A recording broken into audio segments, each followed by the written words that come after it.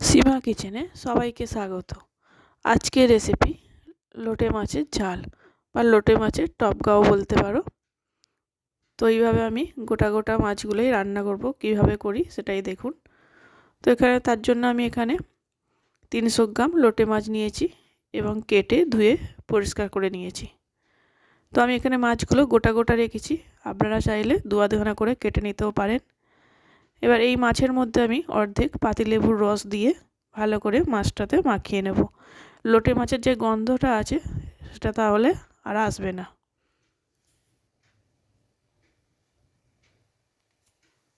এবার আমি একটা মিক্সির জার নিয়েছি, এখানে একটা মিডিয়াম সাইজের পেঁয়াজ কুচানো নিয়েছি, 20 কোয়া রসুন নিয়েছি, 2 ইঞ্চি আদা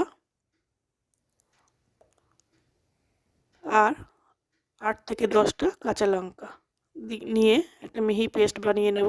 এবার এখানে আমি কিছুটা আটা নিয়েছি, আটার মধ্যে সামান্য একটু লবণ আর হাফ চামচের একটু কম হলুদ গুঁড়ো, হাফ চামচের একটু কম লঙ্কা গুঁড়ো দিয়ে ভালো করে এটা মিশিয়ে নেব।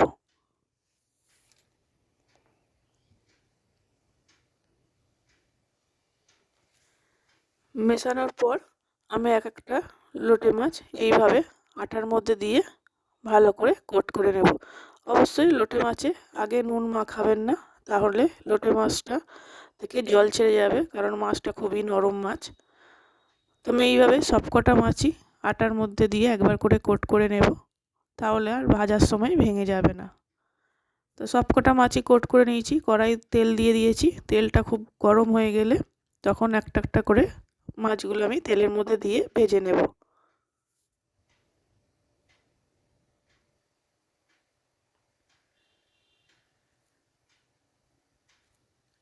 এক পিঠ একটু 1-2 মিনিট ভাজা হয়ে গেলেই উল্টো দিকে উল্টে দেবেন। বেশি জোরে উল্টাবেন না, আস্তে করে একটু উল্টে দিলেই মাছগুলো হয়ে যাবে। আর এই মাছ বেশি সময় ধরেও ভাজার দরকার নেই।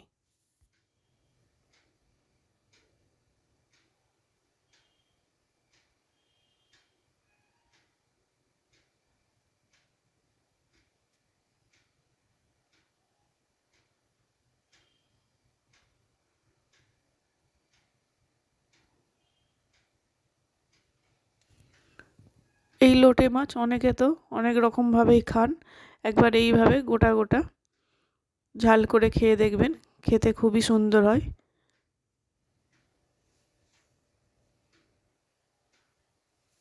তো আমার মাছগুলো ভাজা হয়ে গেছে, এবার আমি তুলে নেব।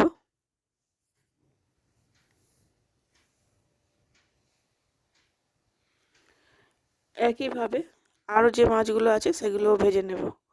তো আমার সবকটা মাছই ভাজা হয়ে গেছে। কড়াই আমি আবারও একটু তেল দিয়ে দিয়েছি, আর একটা বড় সাইজের পেঁয়াজ কুচিয়ে রেখেছিলাম সেটাও এই তেলের মধ্যে দিয়ে ভেজে নেব।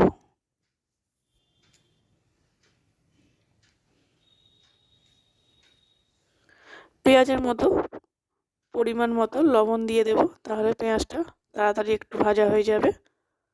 এবার আমি এখানে একটা বড় সাইজের টমেটো কুচিয়ে রেখেছিলাম সেটাও দিয়ে এর সঙ্গেই ভালো করে ভাজতে থাকবো।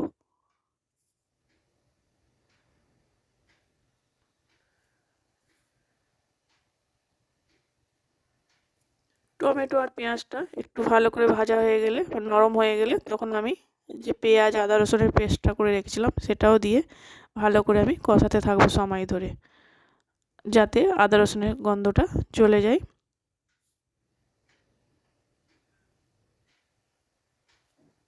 তো এইভাবে আমাকে মিনিট 5 ধরে কষিয়ে নিতে হবে। সামান্য একটু জল দিয়ে আমি এখানে 1 চামচ হলুদ গুঁড়ো, হাফ চামচ জিরে গুঁড়ো, হাফ চামচ ধনে গুঁড়ো আর 1 চামচ লাল লঙ্কার গুঁড়ো দিয়ে দেব। ঝালটা আপনারা আপনাদের পরিমাণ মতো দেবেন, দিয়ে আবারও সবকটা মশলা ভালো করে কষাতে থাকবো।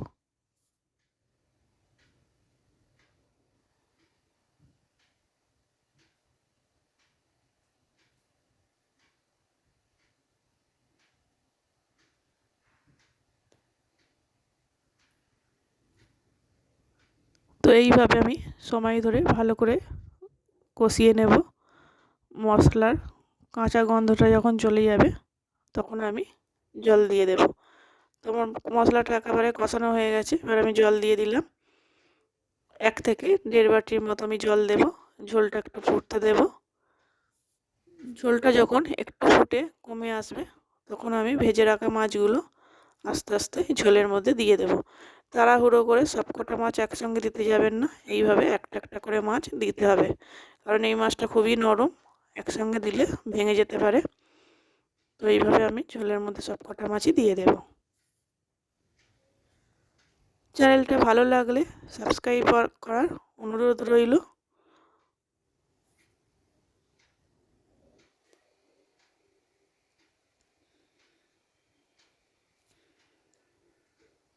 তো সবকটা মাছ এইভাবে দিয়ে একটু ফুটতে দিয়েছিলাম।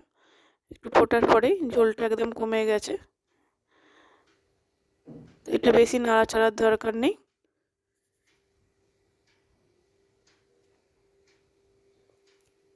তোমার লোটে মাছের টপকা একদম রেডি। ওপর দিয়ে একটু ধনেপাতা কুচি ছড়িয়ে দিলাম,